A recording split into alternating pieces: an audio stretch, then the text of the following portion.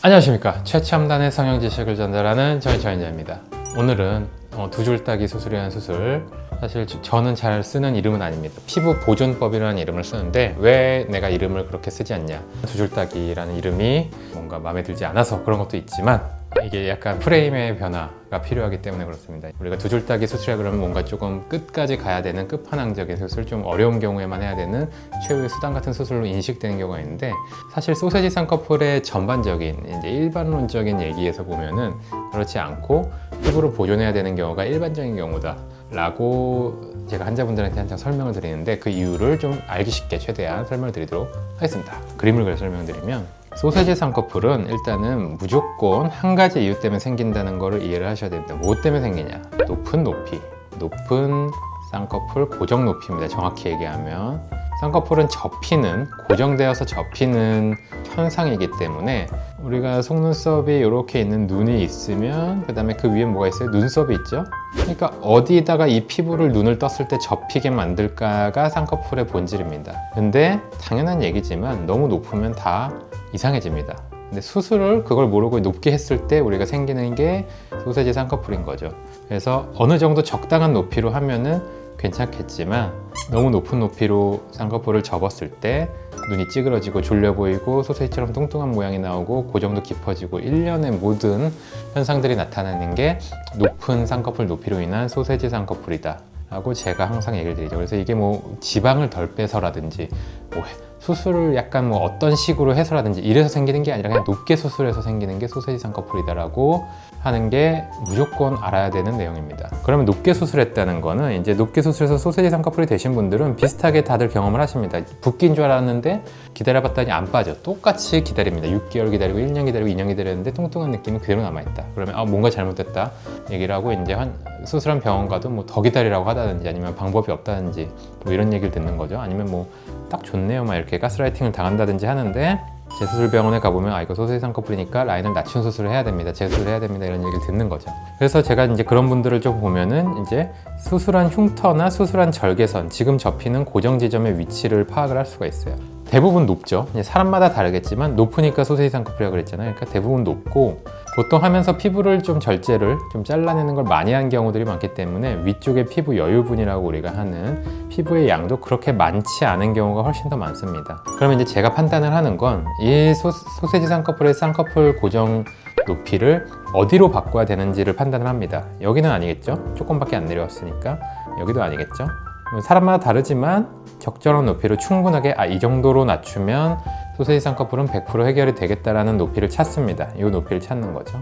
그 다음에 뭐 필요에 따라서 이쪽에선 피부를 자를 수도 있고 어떻게 할 수도 있는데, 중요한 거는 물론 어떤 사람은 이 위에 있는 흉터 위치까지 이렇게 잘라도 되는 경우들도 있을 수 있는데, 대부분은 그러면 안 됩니다. 대부분은 그럼 망가지겠죠. 그리고 어떤 사람은 다행히도 소세지 쌍꺼풀이 그렇게 험악하게 수술되지 않아서 이 정도로 소세지 쌍꺼풀이 있는데, 이걸 내가 파악을 해보니까 진짜 조금만 낮춰도 소세지가 해결되더라, 그리고 위에 피부도 조금 많이 있더라, 그러면은 이렇게 피부를 자르면 됩니다. 왜냐? 흉터가 한 줄이 되니까. 근데 이걸 처음부터 되게 쉽게 자르면 무조건 다 낮아진다라고 계산하고 수술하면 안 되기 때문에, 기본적인 방식은 이런 형태일 수밖에 없습니다. 이거를 뭐 두 줄 따기라고 세간에서 부르지만, 저는 그렇게 부르면 이제 이게 특수한 수술처럼 여겨지기 때문에 기본적인 방식, 피부를 보존해서 라인을 낮추는 기본적인 방식이라고 굳이 번거롭게 풀어서 부르는 겁니다. 그리고 이렇게 마침 맞아떨어져서 흉터를 같이 절제할 수 있는 경우는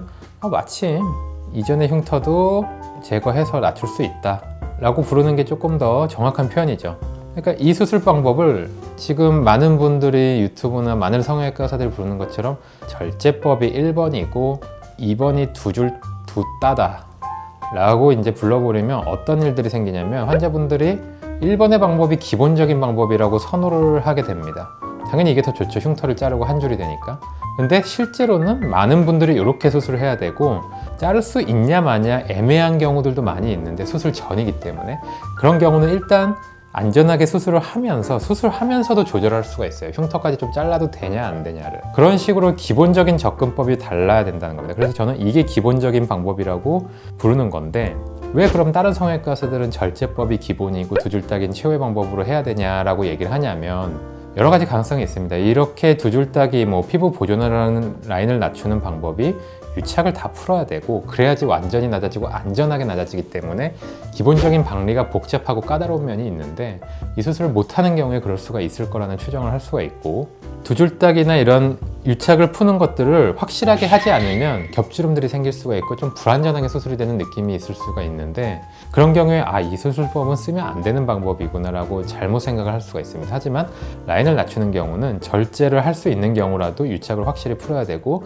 그런 경우라 하더라도 제대로 수술하지 않으면 다른 겹주름이 또 생길 수가 있습니다. 그래서 모든 경우에 라인 낮추는 수술은 위쪽에 무슨 주름이나 이런 게 안 생기게 철저하게 수술해야 되는 거는 공통적인 일이기 때문에 이런 것들을 이 수술법이 두 가지로 나뉜다라고 판단을 하는 것 자체가 많이 오해를 불러일으킬 수가 있고 그래서 이제 실제로 제가 겪는 일들이 피부를 자르면 안 되는 분인데 피부를 어딘가에서 잘라준다고 하고 수술하면 잘못될 수가 있죠. 눈이 더 망가집니다 보통. 그러면은 저한테 다시 이제 연락이 옵니다. 저는 피부를 자르지 말라고 했었으니까 기억을 하시고 6개월이나 1년 있다가 라인 낮추기를 했는데 잘못됐어요. 좀 어떻게 할 수 있나요? 이런 식으로 오는 분들이 종종 생기기 때문에 제가 피부를 자르면 안 되는 분들을 좀 강력하게 얘기를 하는 거죠. 그리고 흉터적인 측면에서도 실제로 환자분들이 생각하는 거랑 조금 다른 면이 뭐냐면 그래도 흉터는 무조건 절제하는 게 나은 거 아니에요? 조금 무리해서 쌍꺼풀이 안 낮아지더라도 그렇게 생각을 하시는데 실제는 좀 다릅니다. 왜냐하면 소세지가 된 눈들을 피부를 과하게 잘라버리면 흉터가 한 줄이 되더라도 흉터가 안 좋아집니다.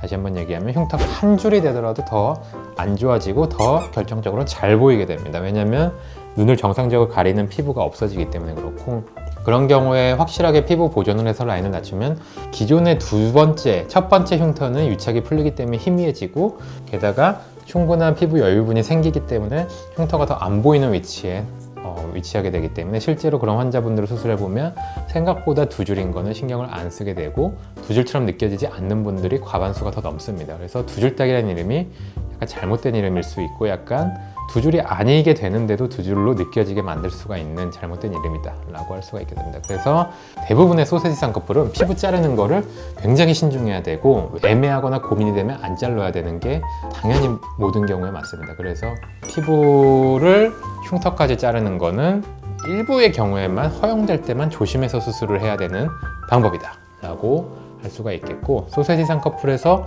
가장 최악의 결과는 소세지 쌍꺼풀이 해결이 안 되는 실패이기 때문에 소세지 쌍꺼풀이 확실하게 해결되는 걸 저는 무조건 중요하게 생각을 해서 수술을 하고 만들어 드리고 있습니다. 그렇게 되면은 대부분의 환자분들이 만족을 하고 그 전에 겪었던 스트레스에서 이제 해소가 되기 때문에 그렇게 수술을 한다 얘기를 드릴 수 있겠습니다. 그리고 저희 이제 어플이나 이런 데를 보면은 또 피부 보존법으로 라인을 소세지 쌍꺼풀에서 해결이 된 분들의 후기들 많이 있으니까 후기들 많이 찾아보고 내용해 주시면 감사하겠습니다.